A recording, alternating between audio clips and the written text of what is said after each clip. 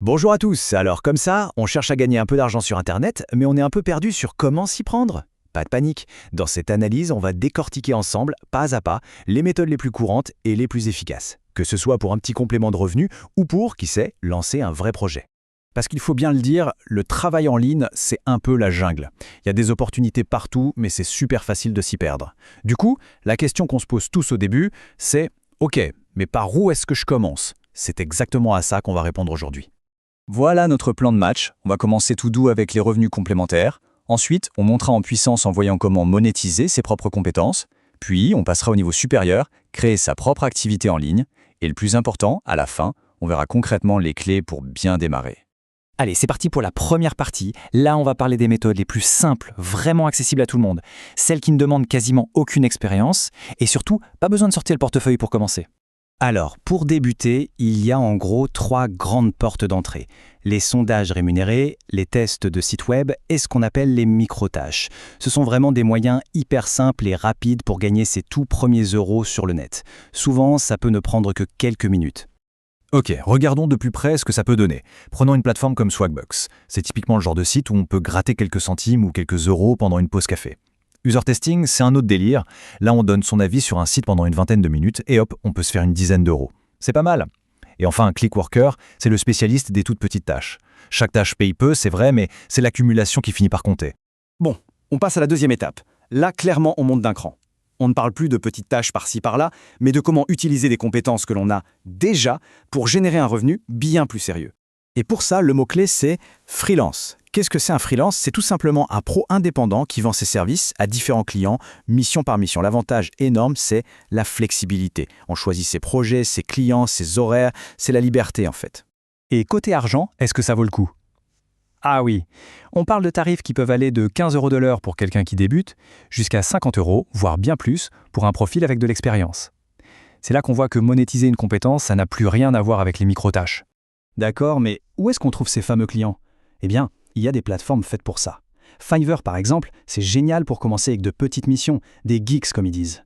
Upwork, c'est le poids lourd international, on y trouve de tout. Et puis Malte, c'est une super alternative, très connue en France et en Europe.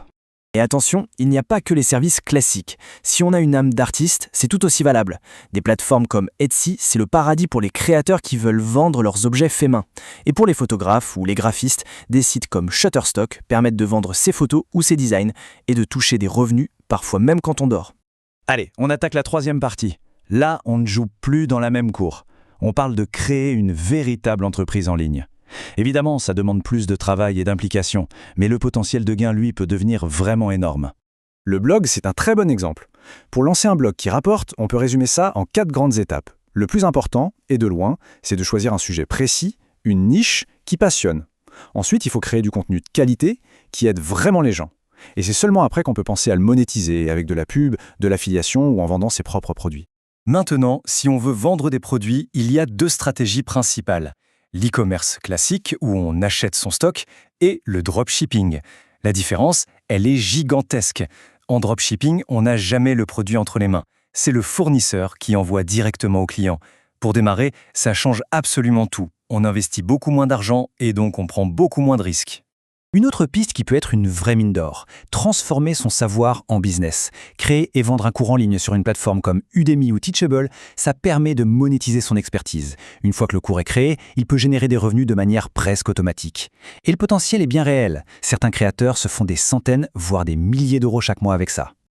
Ok, on arrive à la dernière ligne droite et c'est la partie la plus importante. On a vu plein d'options, des plus simples aux plus ambitieuses. Maintenant, la question c'est comment on s'y met concrètement et surtout comment on le fait sans se faire avoir. Avant de foncer tête baissée, la toute première étape, c'est de faire un petit point avec soi-même. Prenez un moment pour vous poser les bonnes questions. Dans quoi je suis bon, naturellement? Quels sont les sujets qui me passionnent vraiment? Qu'est-ce que je connais déjà bien grâce à mon expérience? C'est en trouvant le croisement entre ces 3 points qu'on déniche l'opportunité qui est vraiment faite pour soi. Et là, un point hyper important, la sécurité. Internet, c'est génial, mais c'est aussi plein de pièges. Il faut se méfier comme de la peste des promesses de richesse du jour au lendemain. Si on vous demande de payer pour avoir le droit de travailler, c'est un énorme drapeau rouge. La règle d'or, c'est simple. Si une offre a l'air trop belle pour être vraie, c'est qu'elle l'est probablement. Cette phrase, elle résume absolument tout. C'est l'état d'esprit qu'il faut avoir. Réussir en ligne, ce n'est pas de la magie. C'est le résultat d'un mélange de créativité, de beaucoup de travail et de cette capacité à s'adapter en permanence. Bon, on a fait un sacré tour d'horizon ensemble. Des petites missions pour arrondir les fins de mois jusqu'à la création d'un vrai business en ligne. Maintenant, la seule question qui compte vraiment, c'est celle-ci. Pour commencer, quel sera le tout premier pas ?